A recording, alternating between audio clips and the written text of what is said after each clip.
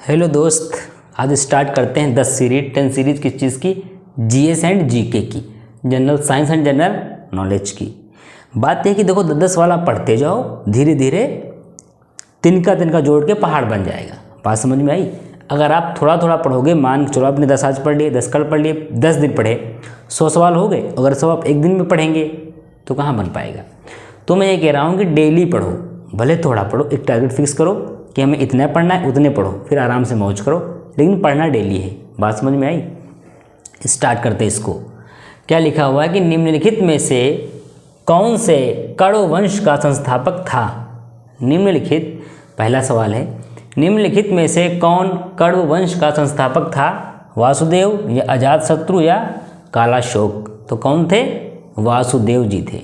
बात समझ में आई? क्लियर है? आगे बढ़ते हैं। निम्नलिखित में से, ध्यान सवाल को समझना है, निम्नलिखित में से कौन सा महाद्वीपीय क्रस्ट को ले जाने वाली प्लेट और महासागरीय क्रस्ट को ले जाने वाले प्लेट के बीच सबडक्शन द्वारा बनता है? तो क्या बनता है? महासागरीय गर्त या समांतर भ्रश या परिवर्तन भ्रश? बात समझ में आई? सवाल को पढ़ो। निम्नलिखित में से कौन सा महाद्वीपीय क्रस्ट को ले जाने वाली प्लेट और महासागरीय क्रस्ट को ले जाने वाले प्लेट के बीच सबडक्शन किसके द्वारा बनता है? महासागरीय गर्त के द्वारा। आगे बढ़ते हैं। निम्नलिखित में से कौन से वन मतलब पेड़ पौधे उत्तरी गोलार्ध के उच्च अक्षांशों में पाए जाते हैं और इन्हें टैगा भी कहा जाता है? इनका मतलब उत्तरी गोलार्ध के जो उच्च अक्षांशों में पाया जाता है, इनका नाम है टैगा। ये क्या है? शंकुधारी वन, उष्णकटिबंधीय वन और वर्षावन। कौन से हैं? शंकुधारी वन, जो कहाँ पाए जाते हैं? उत्तरी गोलार्ध के उच्च अक्षांशों में पाए जाते हैं। इन्हें टैगा भी कहते हैं। समझ में आई? आगे बढ़ते हैं। अक्रिय गैसें, नोबेल गैसेस, निम्नलिखित में से किस समूह से संबंधित हैं? मतलब नोबेल गैस किस समूह में आती हैं, ये बताना है तुम्हें। 7वें समूह में, 5वें समूह में, 10वें समूह में या 20वें समूह में? तो किस में आती हैं? 18वें समूह में आती हैं, 18वें ग्रुप में आती हैं। ये केमिस्ट्री का सवाल है। बात समझ में आई? चलो आगे देखते हैं। The governor of a state can reserve by any, the governor of a state का जो गवर्नर होता है, can reserve any bill pass by the state legislature for the consideration. जो लेजिस्लेचर का जो बिल होता है वो किसके द्वारा पास करता है? गवर्नर। किसके द्वारा पास करता है? राष्ट्रपति, प्रधानमंत्री या chief justice of high court? किसके द्वारा पास करेगा?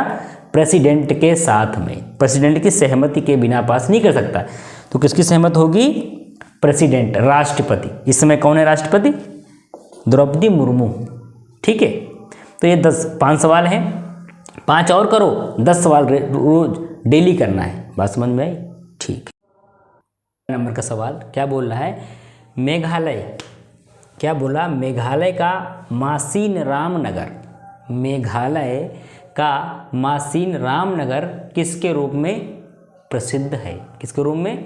भारत सबसे आर्द्र स्थान में, भारत सबसे हवादार स्थान में।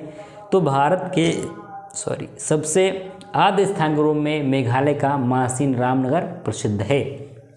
आगे बढ़ते हैं। Who among the following has written the bird of time? ये जो लिखी हुई है the bird of time book, ये किसके द्वारा लिखी गई है? महात्मा गांधी जी द्वारा या विपिन के द्वारा या सरोजनी जी के द्वारा? तो आंसर में क्या लगाएंगे? सरोजनी नायडू जी ने लिखा था द बर्ड ऑफ टाइम। बात क्लियर है? आगे बढ़ते हैं। पुल्लेला गोपीचंद्र कौन है? Pullela Gopichandra own the all England open tournament in the year.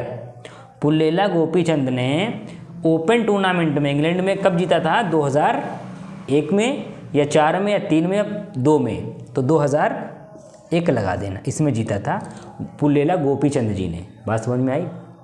Which of the following statement is true? नीचे दिया गया स्टेटमेंट कौन सा सही है? साथ में respect to energy, respect to the energy के सापेक्ष में कौन सा नियम सही है? It exist only in the mechanical form, it is the stored ability to the work. इसका मतलब ये कह रहा है कि इस रिस्पेक्ट टू एनर्जी के फॉर्म में क्या सही है? एनर्जी मतलब ऊर्जा के संबंध में एक नियम है, जैसे इट इज़ द स्टोर, यह स्टोर करती है, एकत्र करती है।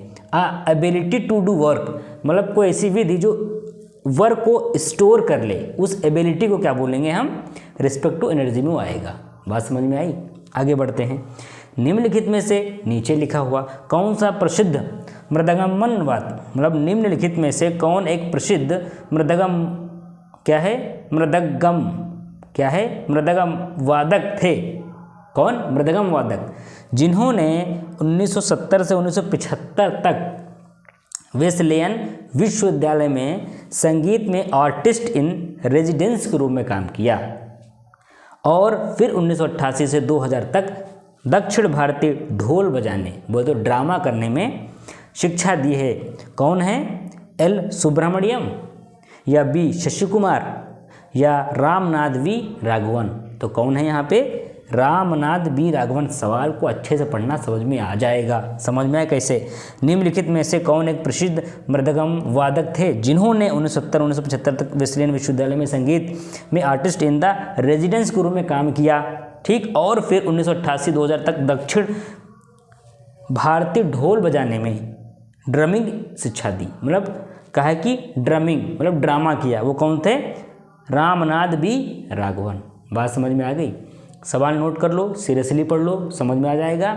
मजाक करोगे तो क्लास विलास हो नहीं पाएगी, फिर कॉमेडी देखते रहना ही सही।